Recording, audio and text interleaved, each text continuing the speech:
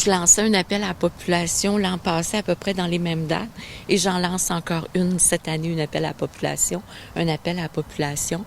C'est-à-dire qu'on a toujours besoin de bénévoles du côté de l'accompagnement transport médical. Je vous dirais que c'est le service où la pandémie a le fait le plus mal. Et avant la pandémie, on avait 47 bénévoles. Et tout à l'heure, j'ai vérifié avec la personne parce que on se retrouve des fois à devoir prendre un bénévole, exemple, de New Carlisle pour accompagner quelqu'un de Bonaventure à l'hôpital de Maria. Donc, ça nous coûte des frais c'est très coûteux. Par exemple, il y a pas longtemps, un bénévole de Passepébiac a dû accompagner quelqu'un de Port-Daniel à l'hôpital de Chandler. Donc, pour nous, ça représente des frais à 52 sous là, qui sont assez importants. Donc, c'est sûr qu'on aimerait pouvoir se retrouver un jour avec notre même banque de bénévoles qu'on avait avant la pandémie du côté de ce service, qui est quand même un service très utilisé au sein du Centre d'action bénévole, soit une quarantaine de bénévoles, alors que présentement, on en a 27. Et avant la pandémie, c'était 47 bénévoles qui étaient actifs sur le terrain.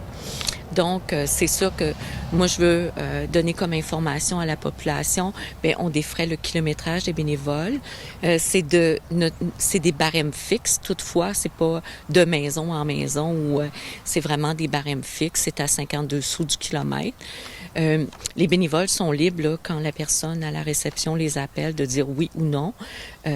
Puis c'est sûr que ça représente quand même ce qu'on cherche comme profil, c'est des gens qui sont à l'écoute, des gens qui vont être bienveillants envers les personnes qu'ils vont accompagner.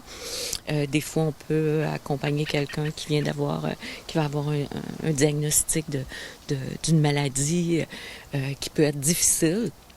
Et tout le stress que peut vivre la personne qui est accompagnée. Donc, la bienveillance, l'écoute, la discrétion et la confidentialité, je vous dirais, là, la disponibilité aussi, mais la confidentialité, c'est dans les critères les plus importants pour nous. Donc, si jamais des gens dans la communauté ont du temps à donner, c'est d'appeler ici au 418-752-5577, poste 5, avec Diane Hort, qui est à la coordination des bénévoles là, à 7 heures semaine, faute de budget d'avoir plus d'heures. Et c'est ça, Diane va faire les entrevues, tout le processus de filtrage des bénévoles et tout.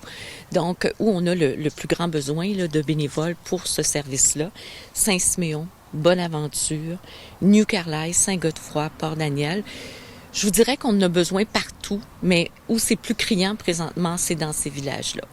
Donc, s'il y a des gens qui nous écoutent, qui auraient du temps à donner, qui aimeraient ça, par exemple, soutenir des personnes qui doivent aller à des rendez-vous médicaux plus réguliers ou sur une base moins régulière, que vous ayez 5 heures par mois ou 10 heures ou 20 heures par mois, on est preneur, oui.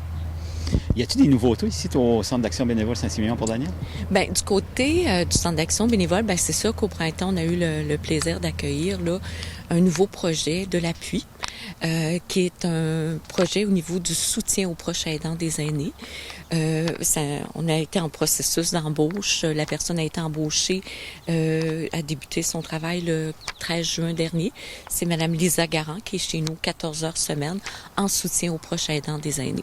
Donc, c'est tout le côté, d'ailleurs, elle aura le bonheur, le plaisir de vous en parler peut-être ultérieurement, mais c'est tout le soutien dans le fond, l'écoute, des proches aidants, l'organisation de formation, de café-rencontre, tout ça. D'ailleurs, il y a un café-rencontre un groupe là, qui devrait commencer bientôt. Et c'est sûr que c'est un nouveau service pour nous, malgré tout le soutien qu'on amenait déjà aux proches aidants dans la communauté, hein, parce que les proches aidants vont venir chercher des petits plats givrés, vont appeler pour avoir la popote roulante pour l'aîné ou la personne qu'ils soutiennent. Donc, l'arrivée de ce nouveau service vient comme en complémentarité avec ce que fait déjà le Centre d'action bénévole pour les proches aidants des aînés. Quelles sont les activités à venir? Bien, c'est ça, comme je disais, il y a les cafés-rencontres qui vont débuter du côté de la proche aidance des aînés. Hein, je dis bien des aînés parce qu'il y a d'autres formes de projets du côté de l'appui pour d'autres formes de proches aidances. Nous, c'est vraiment proches aidants des aînés.